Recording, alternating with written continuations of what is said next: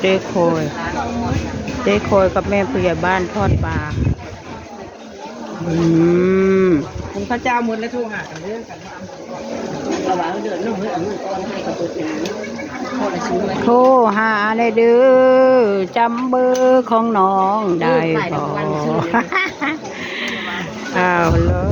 ไอ้โทรหาเวลาเลิกงานแย้มกินน้ำยังวะเบาอันก้อยเวลาปิดมาดีนะโคกหรือสากนี่เมนให้เบาแขกมาในงานค่ะเอาป้าสปาดป้ามาป้าดอกพึ่งป้า80,000นะนะกะวันนี้กับมาแล้วปีใหม่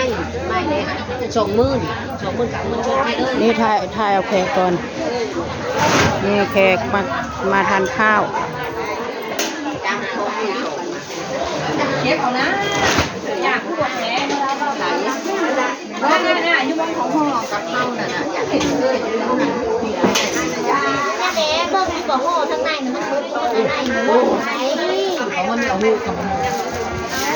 ถ้าเขาอยากซื้อหลายๆนี่เนาะสวัสดีค่ะสวัสดีค่ะสวัสดีค่ะแม่แบบคนสวยทอดแต่ปลาเบิดมือเบิดเวนทอดน่องไก่เสร็จแล้วชุดหนึ่งทอดปลาทั้งวันแล้วก็จะเป็นทอดหนังหมูทอดหนังหมูเอามาเลยหนังหมูเ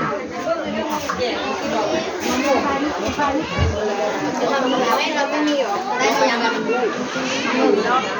แล้วก็ต้องเอาทุกเรื่องพร้อมกันครับข้าวหลายมันก็เบิดไว้มึงแน่ช่องมือน่ะแป๊บเดียวนึงข้าวของยอมซื้อเลยเพลือไม่ได้เพลือได้อันตัวอันนี้บ่พึ่งโอ้เอามาดูซิเอาเงินชดให้เลยอันนี้พึ่งที่เขาเฮ็ดไหมบ่แม่โมเฮ็ดไหม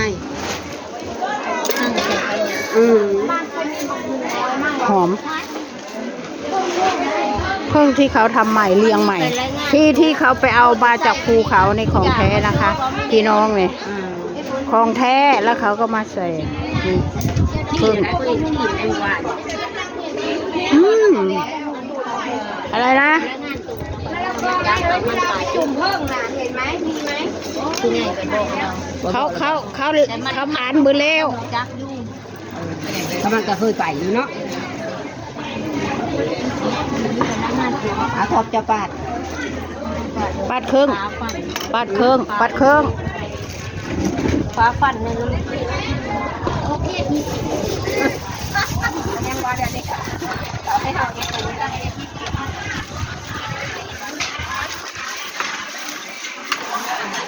โอ้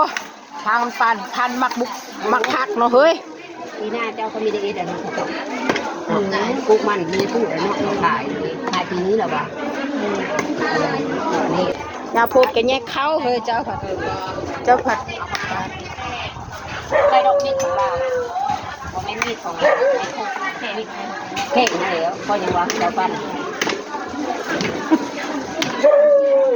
ยังเลิกแล้วมันออกแล้วอีกนะเขาเอ้ยมีผ้าใหญ่นะเจ๊แม่ลายโทษครับโอ้แม่ลายโทษครับเ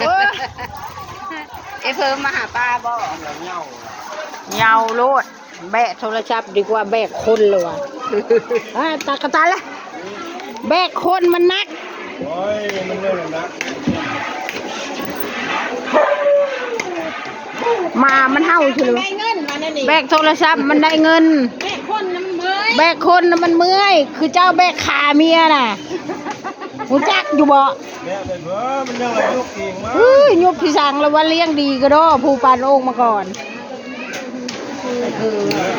เลี้ยงเมียดีแล้วเบิ่งผัวพัดจ้อยปานกระบอกฮะมันเกี่ยวอยู่บ่เอ้ยบัดคนอยู่ในเฮือนบัดชูบเอาผู้คืออ้วนแท้ชัน